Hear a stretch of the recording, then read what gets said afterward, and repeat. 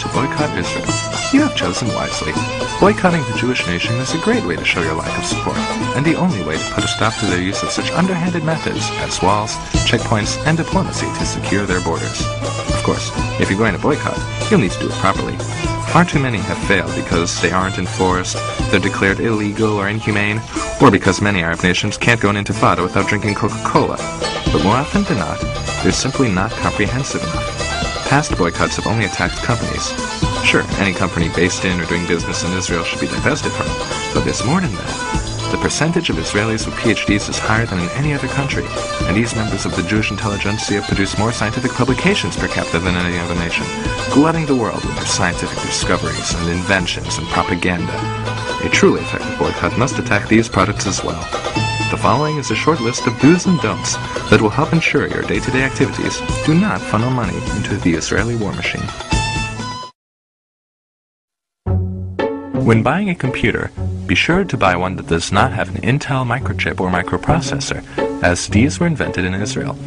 This includes all laptops made in the 20th century. Do not use a computer running the Windows NP, XP, or Vista operating systems developed by Microsoft Israel. Likewise, do not use the latest version of Microsoft Office. Once you've set up your Xeon-free computer, be sure to disable all firewalls and virus protection software, which the IDF invented to stop freedom-fighting hackers. Do not use cell phones. These were invented in Israel, and with every call you make, the Jewish nation gets wealthier.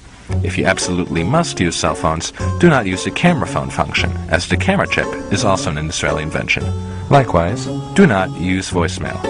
Do not use AIM, ICQ, or any other instant messenger system, as 4 young Israelis invented them in 1996.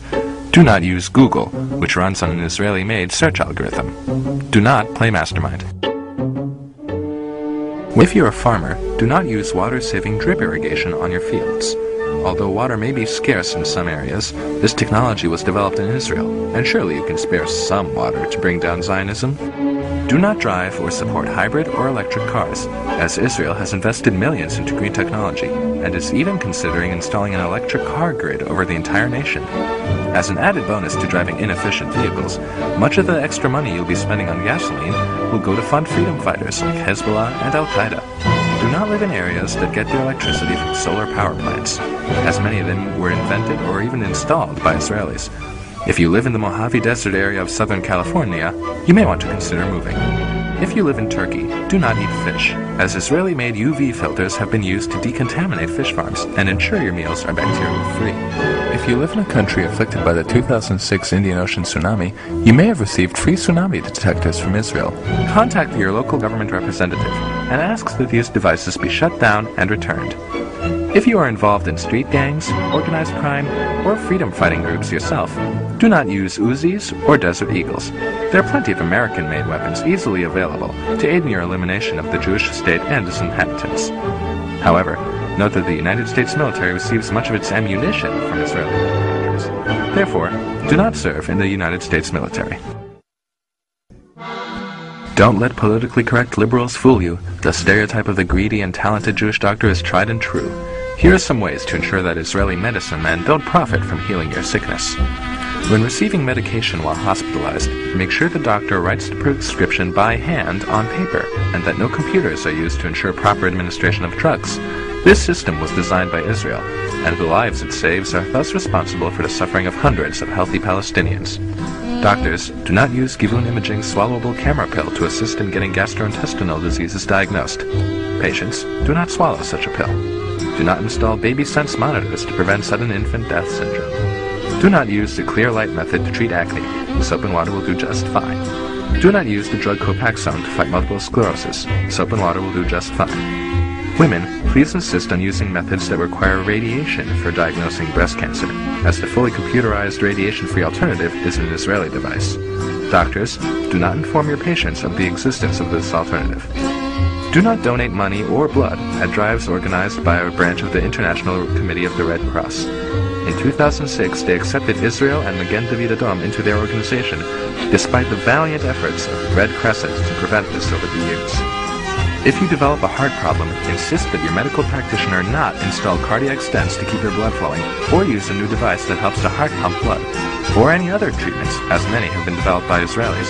In fact, it may be preferable to eat right, exercise, and avoid smoking to ensure your heart will stay healthy, and to ensure no Jews get a chance to profit from saving your life. If your children have heart conditions and you cannot afford surgery to save them, do not let Israeli charitable organizations like Shevet Achim or Save a Child's Heart provide them with free medical treatment.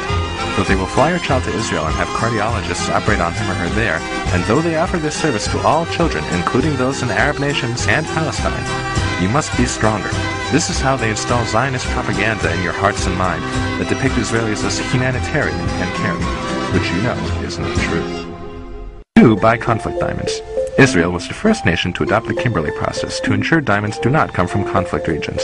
By buying blood diamonds, you are making a political statement against the actions of the Israeli government, as well as a fashion statement of looking stylish. Lastly, if you are a survivor of Hurricane Katrina, floods in Romania, the Southeast Asian tsunami, the war in Kosovo, famine in Ethiopia, and the earthquakes in Turkey, India, and El Salvador, or if you live in Sri Lanka or the Palestinian territories, you may be alive due to humanitarian aid from the Israeli government paid for by taxes on Israeli citizens or from the actions of Israeli charities like Brotherly Covenant, Latet, or Israel Aid. Please kill yourself.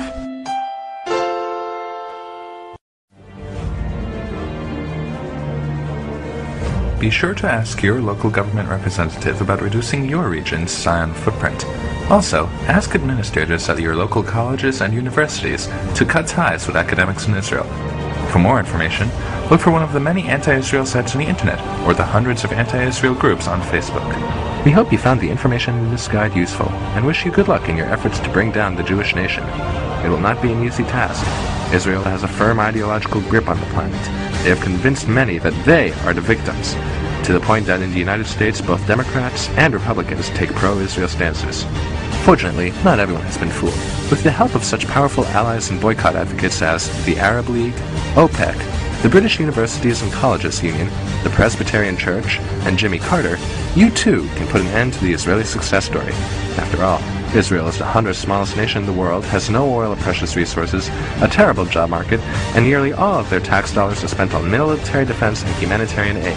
They can't keep that up forever, and with the help of dedicated divestors such as yourself, perhaps one day the world can be free from Israel and go back to the way it was before.